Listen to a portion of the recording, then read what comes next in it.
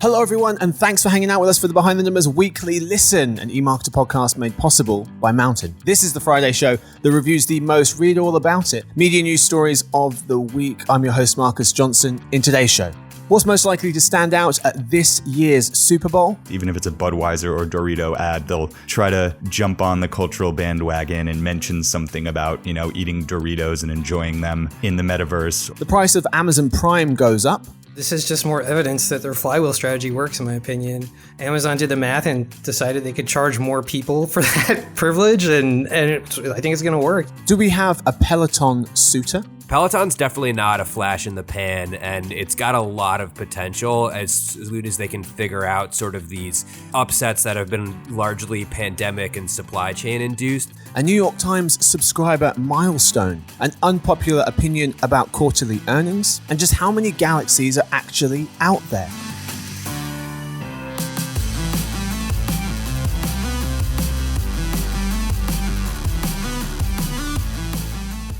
All right, folks, joining me for this episode, we have three people. Let's meet them. We start with our Director of Reports Editing. It's Rahul Chadha. Hey, great to be here. Hey, chat. We're also joined by one of our analysts on the retail and e-commerce team. You know him as Blake Drosh. Hey, everyone. Hey, buddy. And finally, we have one of our senior forecasting analysts. It's Peter Varley. Hey, thanks for having me, Marcus.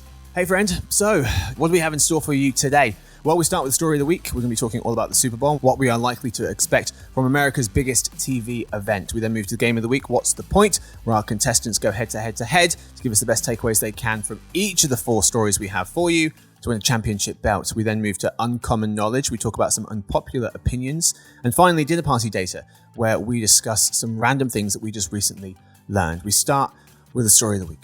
Advertising at America's biggest TV event, the Super Bowl. Broadcaster NBC Universal sold out all the Super Bowl 56 ads, securing between $6.5 to $7 million per spot. They finished in-game sales with 10 days to spare, notes Jason Lynch of Adweek. The NFL Final airs this coming Sunday, February 13th. Every in-game ad will also run in NBC Universal's Telemundo Super Bowl telecast, as well as Peacock and other NBC sports streaming assets. NBC Universal had already sold 85% of its in-game advertising inventory by July, a full 7 months before the game, but things got quiet in the fall. Gents, what do you think is going to be the most interesting part about this year's Super Bowl? Well, I think what caught my mind specifically was that this game's supposed to feature more than 30 new advertisers, which is about 40% of all advertisers, which I think will add a little bit of excitement considering the fact that we tend to see the same companies make the same sort of big splash every year. Supposedly, it's a lot of new automotive brands, some tech companies, and travel. I actually saw somewhere else that there's going to be like a fair amount of B2B advertisers like Criteo and Monday.com. So I think just the diversity of companies should maybe make things a little bit interesting because you're not just looking for the same old Budweiser and Doritos ads. Yeah, there's also the Wall Street Journal video showing or suggesting that this is going to be called the Crypto Bowl because there's a lot of cryptocurrencies, particularly exchanges who are going to be advertising Coinbase, FTX, and Crypto.com as well. So yeah, we might get more of a mix than we're used to. Yeah, the crypto angle jumped out at me too, Marcus. I saw a piece that also kind of related it to the Super Bowl that was waged in 2000, which was, I think, Super Bowl 34, if I did my Roman numerals right, which is also possible I screwed that up completely. And it noted that about 20% of the ads in that Super Bowl were purchased by .coms. And it also is kind of famous because it presaged the .com collapse. So to me, I'm like, oh, history might not be repeating myself, but, maybe the halftime show, is it going to rhyme a little bit? Are we seeing indicator of the fact that these crypto exchanges or crypto related companies are actually in a bubble? They're flush with cash. They're throwing a bunch of money in advertising in the Super Bowl, and we're headed for some kind of reckoning in that sector. Yeah, let's just hope that NBC didn't accept payment in Ethereum for these Super Bowl commercials. Yeah, I did have a prediction related to that, which is that half of the commercials will either be about cryptocurrency or the metaverse. I think that throughout a lot of the ads, you're going to hear some sort of reference, even if it's not, very hyper focused on the metaverse. Even if it's a Budweiser or Dorito ad, they'll try to jump on the cultural bandwagon and mention something about, eating Doritos and enjoying them in the metaverse, or something like that. So who knows what it will actually be. It'd be really funny to see if there were any sort of odds that people could bet on related to Super Bowl commercial topics. But yeah, I thought that could be interesting to look out for. Yeah. I'm wondering what you think about the Super Bowl at this stage, because we talk about the kind of demise, the decline of TVs, particularly cable. And yes, we are down from the heights of 2015 when the Super Bowl was pulling in 115 million people. And it was kind of hovering around the 90 million mark from 1990 to 2010 pretty much. So that 2-decade stretch, about 90 million people tuned into the Super Bowl. It spiked sometime between 2010 and 2020 and has come back down to those around the 90 million mark. It's actually just the high 90s currently, at least last year it was around 96 million. 96 million Americans watching the Super Bowl. 2/3 say they're likely to watch this year, according to Civic Science. And there's still, so lots of people still watching, and they're still pulling in good money. I mentioned the $6.5 to $7 million price tag for a Super Bowl ad. That $7 million is an increase of 27% over the $5.5 million Viacom CBS secured for its Super Bowl 55 spots last year. And the price of a Super Bowl ad had hovered around $5 million for a spot each of the previous 5 years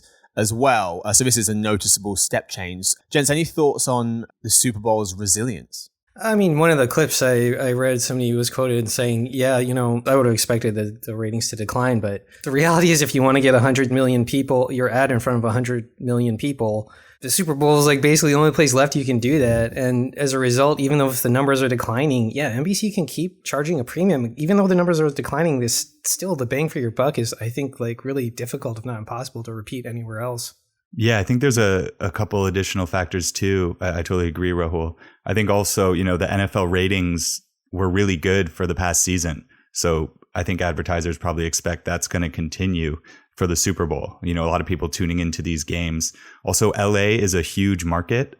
So, you have a bunch of people that are probably going to tune in just because of that. Whenever there's New York, LA, Chicago, Dallas, some of these, major sports markets, that's also a pretty big draw, especially from, the cultural and the social landscape where a lot of people get talking about the game in a scene like that. And then also, we're in an inflationary economy. So there's a lot of upward pressure on prices, and we're seeing that in the ads for the Super Bowl spots as well. So there's just a lot of things, both from, an economy standpoint and also from a Super Bowl in the game itself standpoint. It's also just like a massive cultural anomaly that it's the one event where people look forward to ads and don't completely loathe seeing them. If you look everywhere else, people are just trying to get through the ads. They're trying to block the ads. They're trying to fast forward through the ads or pay extra for an ad-free experience. But people literally watch this event particularly to see the commercials, which even when ratings were still good for some of these other large blockbuster events, that was nobody tuned into the Oscars to watch the commercials, even when the Oscars were still popular. So it's not just another really, really beneficial thing for advertisers at the Super Bowl. Mm-hmm. Yeah, tuning into the commercials or the halftime show. We had a quick chat before we hit record. Thoughts, feelings on who's performing? Eminem, Blige, Dre, and Kendrick? Snoop Dogg. And Kendrick. Snoop Dogg and Kendrick. Yeah, so it's the group of West Coast artists. I'm very excited. I'm someone who loves hip hop, loves West Coast hip hop, and any time that we can get anything from Kendrick Lamar is really a blessing. Yeah, seconded. Who was last year? The Weeknd, which was actually a really good performance. I thought it was enjoyable. Well, but PC, you mentioned the ratings of the most recent 2021 NFL season, up 10%. That carried through into the playoffs. The Kansas City Chiefs overtime thriller against the Buffalo Bills averaged 43 million viewers. So it's not just the Super Bowl or the regular season, the playoffs as well in between are also really widely watched. That 43 million makes it the most watched divisional playoff game in 5 years, according to CBS. And quickly on the viewership numbers, massive difference by age. Nearly half of over 55s said that they're going to watch the Super Bowl, just a quarter of college-age kids. However, younger people 3 times more likely to bet on it. 1/4 of Americans say that they will. That's from Morning Consult. Final thing to note is, you spend money on the Super Bowl ads, but there's obviously a lot of potential in and around the Super Bowl. Super Bowl obviously still the kind of holy grail of advertising. But in an Adweek piece, Adam Turner, founder and CEO of Postscript, which is an SMS marketing platform, was a piece of kind of sponsored content, but talking about how, there's other ways to reach the audience at the Super Bowl. Most people can't afford, a lot of brands can't afford the $7 million price tag. You can text fans on topic videos during the game. You can be the first to react on social media, or you can play around with gamification and prizes as well during the Super Bowl. So there are other ways to get involved. However, final point, Suzanne Vranica of the Wall Street Journal reminds us that some advertisers are still working to ensure that their ads strike the right tone, given the national mood regarding the pandemic. And one ad firm in particular saying they're crafting a handful of alternative endings for one of the Super Bowl spots so they can kind of measure the mood of the country, and then they'll decide which one to use during the game. That's all we've got time for the story of the week. Time now for the game of the week. First, quick word from our sponsor, Mountain.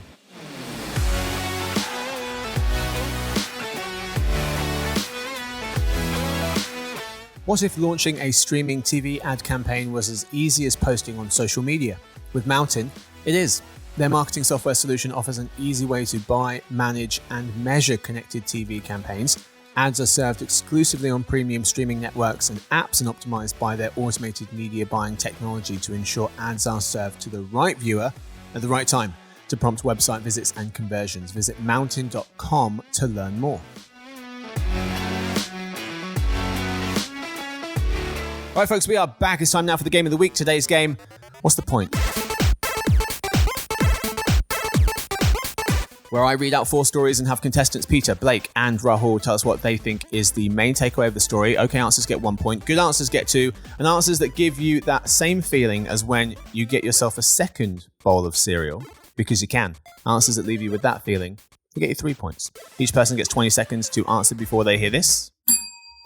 Whoever has most points wins, gets the last word. We start with Rahul. The price of Amazon Prime goes up. We were just talking about it the other day, and it's actually gone up now. Amazon has raised the price of its annual Prime membership to $139, up $20 from the previous $119.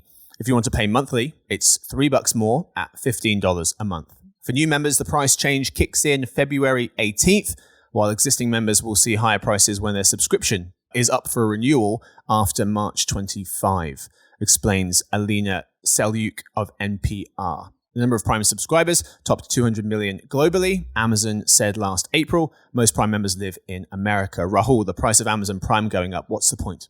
I mean, I think the point is Amazon's killing it. Their earnings per share exceeded analyst expectations. AWS, the Amazon Web Services, their cloud service, exceeded earnings expectations. And it just said it generated more ad revenue than YouTube did last year. They finally broke out their ad earnings for last year. This is just more evidence that their flywheel strategy works, in my opinion. The article you linked to said Prime members spend twice as much as non-Prime members on average. Amazon did the math and decided they could charge more people for that privilege, and I think it's going to work. I'm curious to know if Blake thinks there's some tipping point where Prime members might actually churn, if it's a price point issue or something else. But I mean, from my perspective, I think they just get away with it for right now. Let's talk to him. Blake. Yeah, I think it's easily still sort of the best deal in town, and it has such a large and loyal user base that they could have risen the price much higher and still wouldn't have to worry about losing to competitors, even as competitors like Walmart Plus are introducing some very similar and enticing offerings. The customer loyalty is just so strong that I don't see any price increase sort of in this realm really dissuading current customers at all. Peter. Yeah, this price increase was inevitable even before things they mentioned, such as inflation, supply chain issues, labor shortages, etc. Amazon has just poured so much money into the non-retail services like video gaming and audio that are included with the Prime subscription that they've justified all of that spending, betting that the ROI will come from increased Prime subscription revenues. So, higher Prime prices are what's funding this entire Amazon ecosystem. So this was inevitable.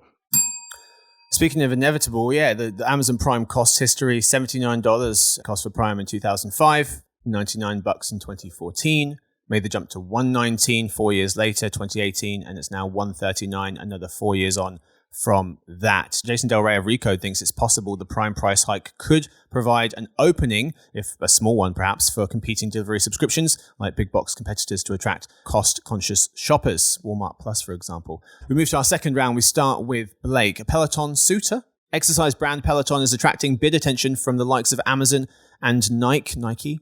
According to reports, notes the BBC, when the rumor was reported in the Wall Street Journal last week, shares shot up over 30% in after-hours trading. The Financial Times first reported Nike's decision to look at a deal. In August, Peloton cut the price of its flagship bike by 20% to $1,500 as losses widened and revenue growth slowed. Recent demand has waned. And the company just said that they are cutting 20% of its workforce as Peloton co-founder John Foley is being replaced as CEO by Barry McCarthy, the former CFO of both Spotify and Netflix. Peloton's market value of around $8 billion is down significantly from its high around a year ago of some $50 billion, 50. Blake, a Peloton suitor, ? What's the point? Well, the change in the C-suite sort of indicates that they're going to focus even more on their subscription element, which means that potentially being bought out by a company that can really revamp the logistics around its physical product is probably going to be an added plus here. So I think Apple probably remains the best suitor company-wise, but Peloton's definitely not a flash in the pan, and it's got a lot of potential as soon as they can figure out sort of these upsets that have been largely pandemic and supply chain induced. So I think whoever ends up buying them is going to get a good value, even if they had to end up paying a lot for it. Peter. I agree. I think Apple makes the most sense as a suitor for Peloton. There's just so many antitrust concerns given the environment right now. That makes it really tricky, but it's attractive to buy Peloton. I mean, the buyer would become the de facto leader in connected fitness, this huge emerging space, and they get access to tons of high income subscribers. So it's a really smart investment, if a company has the capital. Rahul. Yeah, I agree with everything these guys have said. I think the one thing I would note is that in some articles covering this, I read that the consensus seemed to be that even though Foley was kind of stepping back, he was still sort of going to be the puppet master, and he's resistant to the idea of selling Peloton. So if the sales in Peloton's future, it seemed to be the consensus was that maybe not in the short or medium term. We'll see if one of the suggested companies buys them. Amazon, Nike, Apple, even Disney. Analysts at Wedbush Securities were suggesting could emerge as a bidder. We move to our third round. We start with Peter, getting folks back to the mall. Simon, the largest US owner of shopping malls, is teaming up with Kitchen United to launch ghost kitchen services at select properties, writes Insider Intelligence analyst Rachel Wolf. She notes that the Grab Go Eat platform enables consumers to order food from multiple on-site restaurants in a single transaction for pickup or delivery. Peter, getting folks back to the mall, what's the point? I think the ghost kitchens aspect of this article is the most interesting. We've been hearing so much about them and how they're a great solution for all of the, rapid increase in online food ordering. So, my hope is that ghost kitchens, which are an inevitable thing again, and they are already, taking and fulfilling tons of orders. I hope that they improve the in-store experience for people that want to go buy food at any fast food chain, just because it can be really it can be a pain point when you go in to shop at one of these places and there's a ton of delivery orders. That means that you're waiting in line for way longer. Rahul. Yeah, I think it makes sense on paper. Simon's trying to generate revenue from probably a lot of empty commercial space, and Kitchen United is taking advantage of that. I think for the consumer, the end product isn't really that different from Seamless or Uber Eats. And it makes sense to me that they're trying to aggregate the kitchens or the restaurants actually in one place. I think it makes the economics of delivery at least make more sense when compared with a Seamless or Uber Eats, which I read is just they're just burning through their venture cap right now. It's just an unsustainable business model. I'm curious to see if turning one place into 4 restaurants that just delivers or offers pickup is a way to make those economics more viable. Blake. Yeah, it sounds an awful lot like the food court to me. That's all I've got to say. Okay. Moving on. Final round, a New York Times subscriber milestone. The Times hit its goal of 10 million subscribers with the addition of The Athletic. The $550 million deal for the sports site, which was recently completed, helps the company, the New York Times, reach that goal a couple of years early, noted Mark Tracy of the Times. By the last week of December, the Times had almost 9 million subscribers, 6 million for the digital news, over 2 million for other digital products, and around 800,000 for its print newspaper. The Athletic's 1.2 million pushed them over the 10 million mark. The new goal is to have at least 15 million subscribers by the end of 2027, which is somehow just 5 years away. Rahul, a New York Times subscriber milestone, what's the point? Oh, to me, it just makes perfect sense for the Times. They've expanded their subscriber base into sports diehards. What's most impressive to me is just how well the Times has managed to diversify their revenue streams across things like news, puzzles, recipes. For people who care about the future of journalism, it's heartening to see this, but I don't think this strategy is easily replicated by smaller enterprises that don't have the capital to make the shift to digital and spread their revenue streams the way the Times does, unfortunately. Blake. Yeah, I mean, they certainly paid for these subscribers with, this acquisition being more than $500 million. But as the Times has never really been known for its sports section, particularly for covering the local New York sports teams. I think the Daily News and the Post have long been heralded as sort of the place to go. So there is a lot of opportunity, like Rahul says, to gain more of that diehard sports segment, and I think those readers have never really turned to the Times. So there is an opportunity there. Peter. What's interesting, too, is that this is a different business model from what we talked about with Amazon Prime subscriptions, where you get access to everything with one subscription. Essentially, the New York Times has it segmented out into a cooking subscription, news, and now you have The Athletic, which is a sport. So there's all these different subscriptions that are sort of operating separately. But the Times overall is doing really, really well, and they're getting people to pay for high quality journalism and content. And also the last thing I'll note is The Athletic buy, I think, was also something that they bought to boost their audio business as they get more and more into podcasts. Nice touch on the end there. All right. One more point from me on this story. Subscription revenue for the Times grew 14% for last year to 1.4 billion. The year also represented a rebound for advertising, where revenue grew nearly to $500 million, a 27% increase from 2020, but still 6% less than it brought in before the pandemic in 2019. That's it for the game of the week. This week's winner, drum roll, very competitive this week. I sounded very surprised because normally it's a blowout. Rahul is this week's winner of the game of the week.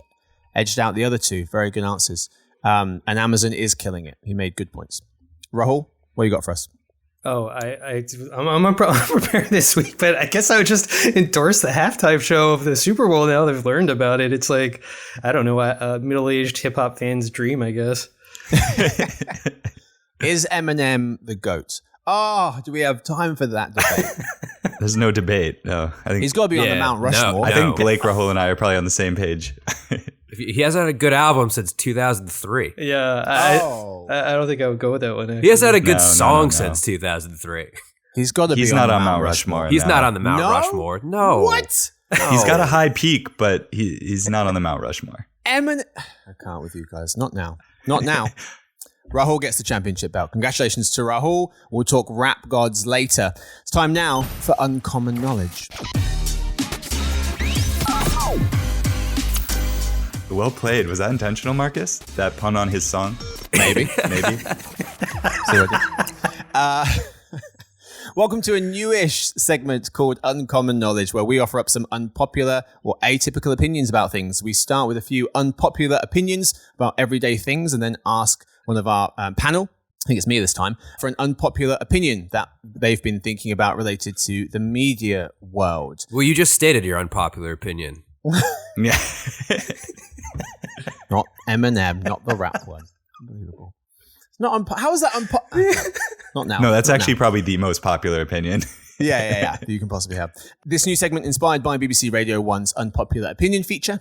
And so we'll start with one of the unpopular opinions from that show to kick us off. And then we'll talk about one that I found on the internet. And then I'll give you my unpopular opinion, not the Eminem one. All right. Unpopular opinion from the radio show, BBC Radio 1's Unpopular Opinion segment. The Mona Lisa is an average painting. I mean, having never seen it in person, I can't agree or disagree with that one, I guess. So have you guys seen it? I've seen it. In person? Yeah, okay. Yeah. Peter? No, I have not seen it in person. Okay. Blake, thoughts in person? Well, it's obviously way smaller in person than most people think it is, and it's behind bulletproof glass, and you have to stand, like, you can't get within, like, 10 feet of it. And, like, you go into this room where it is in the Louvre, and, like, there are all of these, it's surrounded by all of these other, like, really beautiful works of art, which are all, like, 20 times larger than the Mona Lisa, and so there's like, it's like was kind of a surreal experience because like you're in like a tall room and like there's art everywhere and everyone's just looking at this one tiny picture in the middle of the room.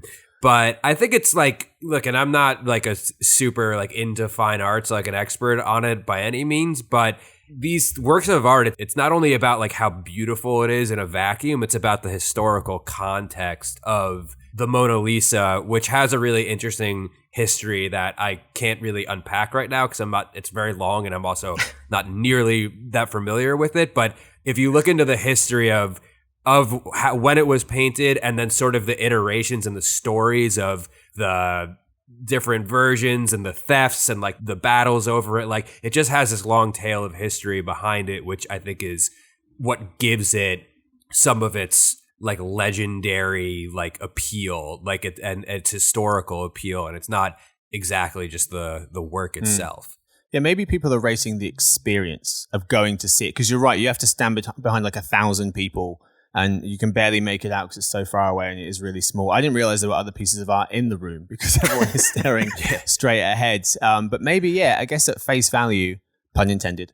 Yeah, maybe it's not as impressive, but yeah, Blake, to your point, there's a lot of history that goes with it. All right, so maybe we disagree with that one. I've got one from the internet. Actually, this isn't from the internet. It would ordinarily be from the internet. I've got this from a colleague. So Melissa, she's on the sales team. She started recently, and I was speaking to her, and she thinks that glitter is okay. She thinks it's an okay thing to have in the world. I think glitter is greatly unacceptable. This is my unpopular opinion. Yeah, I thought glitter was just basically like microplastic that's ending up in fish bellies in the Pacific or something like that. It's the worst. It gets everywhere. Get rid of it. It gets Thank everywhere. You. It's glitter's forever. You ever get some of it on your cell phone? It's impossible. I feel like there's an interesting story behind that comment. I was like immediately as I was coming out of my mouth, and I was like, I shouldn't have said that. Like somebody's just gonna wonder like how the glitter got on there, your face, and then it ends up where on your I've phone. been exactly. It was from a greeting card, okay, a greeting card. That's it. That's how they get you. Trojan. Yep, they Trojan horse it with a greeting card, which you have to open. You want to put on like plastic gloves and like open it over the sink. Right, Peter. Pretty indifferent. I on glitter? Nothing special about glitter. I just don't come into contact with it ever, so I haven't thought about it in so long. That means you hate it. No, it's the worst. Yeah, maybe I'm actively avoiding it subconsciously. All right, there you go, Melissa. I tried to tell you. I'm going to assume that this panel is representative of everyone on the planet Earth. All right, I've got one more unpopular opinion for you from this segment, and that's from me. And it comes off the back of Facebook. Well, a lot of companies reporting their earnings, but particularly Facebook, because a lot of the headlines absolutely smashed Facebook to pieces. Facebook is shrinking was one headline from Shirin Ghaffari of Recode. We had one from Sarah Fisher of Axios saying that they've blown through $100 billion trying to get Meta off the ground, and that they're not in great shape. The Facebook is the blue app in particular, but also, yeah, I guess as a collection of properties. And part of me's wanted to believe that every time they've reported quarterly earnings, there's always a expectation that they're not going to do well, and the numbers just don't seem to suggest that to me. I mean, yes, they lost 1 million new users worldwide, daily active users in Q4, but they still have 1.9 billion people using the platform. That's a quarter of all people on the planet Earth. They have a third of the population uses one of their apps, Facebook, Instagram, WhatsApp, Facebook Messenger, uses at least one of those every day. A third of the entire population of the world, and nearly half, 46% use at least one of those properties monthly. So I still think that, and not to mention how much money they made, $33 billion, up 20%. They haven't broke into the 30 billion any of the quarters, and they hit 33 billion in Q4. So yes, are things slowing down? Yes, they are. Are the headlines, suggesting that they're in bad shape? Perhaps. But I think Facebook's absolutely fine. And my unpopular opinion here is that I think quarterly earnings should come with a rolling 4-quarter average or something to that effect, because I think zooming in on just that one quarter isn't helpful at all. It's kind of like you need 2 quarters of negative growth for people to declare, for a country to declare that it's in recession. I think that you should have to zoom out, and it should provide a 12-month or a 4-quarter rolling average, so you can get a bit more context of what's actually going on. Anyway, that's my take. What do you think?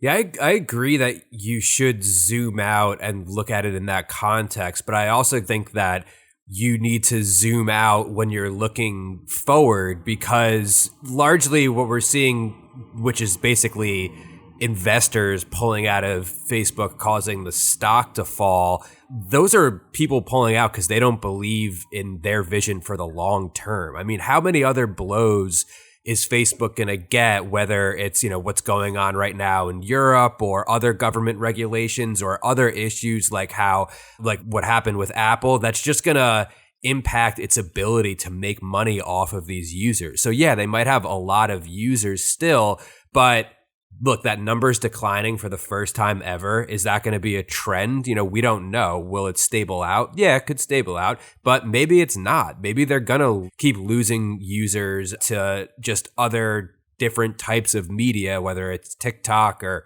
something else. And I think that the other thing that we're seeing is just they've made this huge bet on the metaverse, and there's just rightfully a lot of pessimism around if or when the metaverse is actually going to be something that's going to make Facebook as valuable of a company as it has been these last couple of years.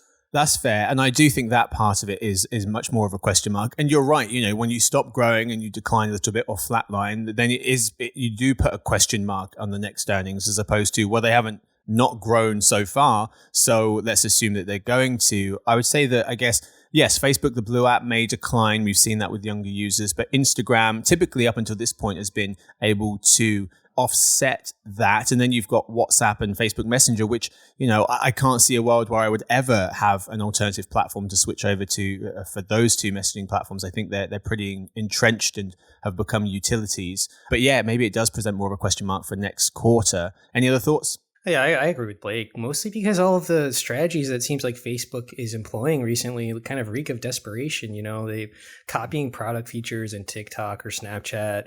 They're trying to onboard users at the tween stage, because I think they're worried about people aging out of Instagram and losing users there eventually. They're not innovating, and their moonshot, like Blake mentioned, is the metaverse, and I'm hugely skeptical of what that means. I think it's just vaporware at this point. I haven't really seen Facebook do anything really hugely innovative recently that could offset any of these longer term trends. All right, well, that's what we've got time for Uncommon Knowledge. It's time now for dinner party data.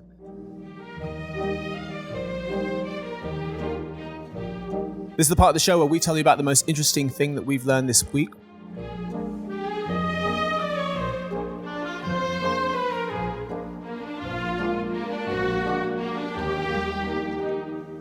We start with Rahul because he won the game of the week. Rahul, what have you been learning?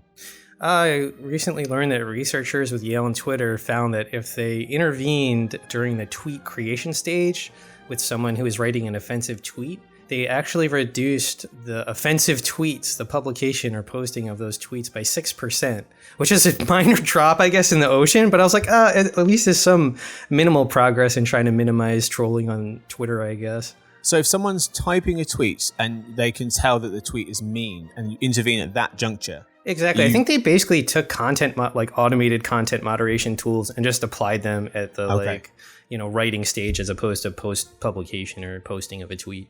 Okay, maybe if there was a lock on every tweet where you had to wait 10 minutes before you sent it. You write an email and you're like, I'm going to bloody... And then after 10 minutes, you're like, I'm glad I didn't send that. Maybe they should have that. Or when drunk texts, you can set your phone. They talk about apps that you can set your phone. It's don't let me send anything, for the love of God, especially to not to these numbers. Yeah, just have it exist in purgatory for 10 minutes until you can decide what to do, that you can take it back, reclaim it. I do like how Google or Gmail has the undo I think it's like 5 seconds, maybe. You have the option to undo a sent email, which is a beautiful thing. Usually not because of anything angry or anything inappropriate, but you're just like, oh, nope, I should probably proofread that email before it goes out. I've definitely panic clicked on that thing before. Yeah, even for no reason, then I just send again. But yeah, you should be able to put like certain like big groups of people, like certain lists of people or like individuals on that in that list of, okay, if I send this and you just ask me, are you sure, a couple of times, because it can have consequences. All right, very good. Blake, what you got? So this comes from YouGov UK, just released what I think is maybe the most important piece of research that I've seen in all of my years with this company. Okay. It's an Italian food index. And this is pretty popular on Twitter over the weekend, so I'm not sure if anybody's seen this. Victoria come on camera in about 2 seconds. They basically they gave a list of... Was this commissioned by Victoria? We'll have to check, but if it was, then she deserves some sort of Nobel Prize for. I desperately wanted her to turn her camera on and just be gnawing on a chicken cutlet. Oh, that would have been hilarious. Sorry, Blake, go ahead, mate. So basically what they did is they asked about a bunch of different Italian food eating practices and gauged whether or not this was acceptable behavior to Italians, and then it indexes a bunch of other people from different countries. So there are things that Italians all agreed that were acceptable, like eating pizza for lunch, having bolognese sauce on spaghetti, having meatballs with spaghetti, but there are a few that were divisive among Italians. So things like having risotto as an appetizer or a side dish, it's split. Putting oil in the water you're cooking your pasta in, split. Snipping dry spaghetti before boiling it, that's something I've been called out for in the past. Very divisive. And then there are, of course, things that are unacceptable to Italians, such as having garlic bread with the pasta meal. Completely understandable. You want plain bread to dunk in the sauce. You don't want it hard and tainted with garlic. Not adding salt to the boiling water for your pasta, obviously completely unacceptable. Pasta's not going to separate if it's spaghetti and it's going to get stuck together, or it's just not going to be flavorful. Also, having cheese on a pasta meal that contains seafood, obviously no, don't want to do that. But then it benchmarks this data against what respondents in other countries. So there are other countries like the UK who don't really know how to eat food, that are just really off on a lot of what Italians consider acceptable. So it's just really interesting to see just sort of how the rest of the world thinks Italian food should be eaten, just quite how wrong they are. So I think whoever created this this research certainly deserves my job, and if they want to identify themselves, I'll hand over my salary and resign immediately. But I just think it's very important that this research exists. Did they ask what the consensus was on buttered noodles? I'm just curious how Italians feel about that. That's a good question. It's a pretty extensive list. I don't see it right here, but I will circulate the link to anybody who's interested. Victoria, how do you feel about that? I'm pro buttered noodle. Have y'all ever heard of pastina? Pastina's the best. Oh. It's like the sick food, official sick food. Sometimes you can throw an egg in there, throw a scrambled egg in there when it's hot. Sometimes you just go in with a pat of butter and some Parmigiano Reggiano. It's great. A little bit of cream too. Oh my God, don't even get me started. I feel like you largely agreed. You feel like you largely agreed with most of the survey though, right, Victoria? 100%. Most of the index. Yeah. I was watching your face the whole time. I got a little bit of agita when Blake said snip the spaghetti before you put it in the pot. Yeah. Are you expecting a family curse? Do you want to bring that upon your children? No. So Victoria started smashing stuff in the background for folks who can't see her right now. Pisa, what you got for us, mate? Some reactions to everything that was just said. Yeah, no, there's too much to talk about. We can get into cutting pasta with scissors before you put it in boiling water. We can talk about that offline because that seems like anarchy. But and I'll quiz you guys on it. What is the coldest day in New York City history? Oh, not the specific day, but the temperature. Okay, thank goodness. -4. -28,000. 10 below. Blake's the closest. So, yeah, on February 9th, 1943, it was 15 degrees below zero, according to AccuWeather. Oh. So I don't think that includes wind chill. I'm almost positive it does not, but 15 degrees below zero. And that was, 1943, coming towards the end of World War II. And I thought what the interesting thing is the second coldest day was 13 degrees below zero. And that was near the end of World War I, December 30th, 1917. but 15 degrees below zero. If it gets any colder than that, you are experiencing the coldest day in New York City history. You die immediately. That's what happens. No, you'll be fine. I'm so glad I'm in the South right now for the winter. Oh, all right. I got one for you real quick. How many galaxies are visible to the naked eye? Just 4. Although from where you're sitting, you can only see 2. One of them is the Milky Way, which we're in. There are an estimated, this is insane, there are an estimated 100 billion galaxies in the universe, each containing between 10 to 100 billion stars in each of the 100 billion galaxies, that is.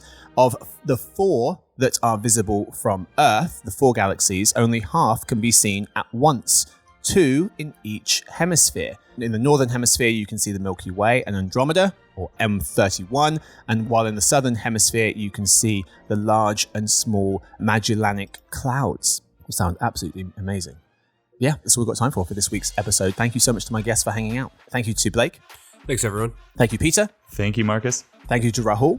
Always a pleasure. This week's winner of the Game of the Week. Thank you to Victoria, who edits the show and verifies the Italian Food Index. And thanks to everyone listening. To ask us questions or just say hi, you can email us at podcast@emarketer.com. We'll see you guys on Monday for the Behind the Numbers Daily, an eMarketer podcast made possible by Mountain. Happy weekends and go Rams. The Bengals don't have a chance. They'll probably beat us. I'm kidding. Enjoy your Super Bowls.